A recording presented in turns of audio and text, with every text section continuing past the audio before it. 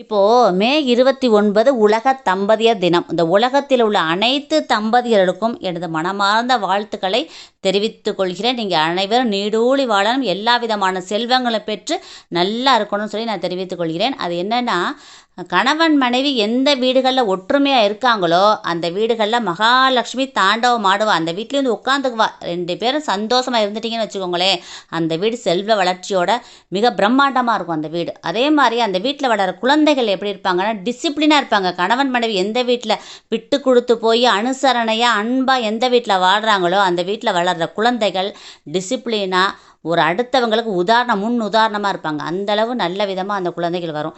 அது மாதிரி அந்த காலத்தில் சொல்லுவாங்க, வண்டி ஓட 2 சக்கரம் வேணும். வாழ்க்கைங்கிற வண்டி ஓட்டுறதுக்கு கணவன் மனைவிங்கிற 2 சக்கரம் கரெக்டாக இருந்தால் தான் அந்த வண்டி கடைசி வரைக்கும் நல்லா போய்கிட்டே இருக்கும். அது மாதிரி வாழ்க்கையில் ஒருத்தருக்கு ஒருத்தர் விட்டு கொடுத்து போயிருங்க.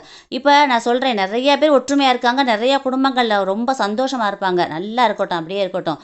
ஆனால் ஒவ்வொரு குடும்பங்களில் பார்த்தா சின்ன சின்ன பிரச்சனைக்காக கணவன் மனைவி பிரிஞ்சிருப்பாங்க. அதெல்லாம் விட்டு தள்ளிடுங்க. எவ்வளோ நாள் வாழ போகிறோம் நினச்சி பாருங்கள். வாழ்க்கைங்கிறது குறுகிய வட்டம்.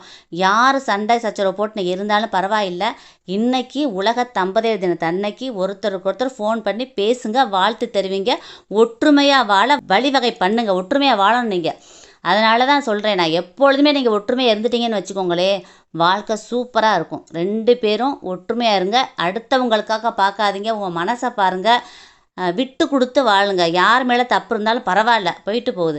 இன்னையிலேருந்து புது மனுஷியாக பிறந்தோம், புது மனுஷனாக பிறந்தோம் நினச்சிட்டு 2 பேரும் விட்டு கொடுத்து வாழுங்க.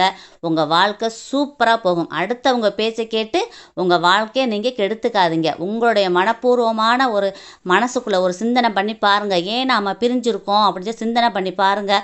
அதுக்கு சொல்யூஷன் கிடைக்கும் உங்களுக்கு. கண்டிப்பாக இன்றைக்கி வாழ்த்து சொல்லுங்கள். உங்கள் வாழ்க்கை துணைக்கு வாழ்த்து சொல்லி 2 பேரும் ஒன்றா சேருங்க.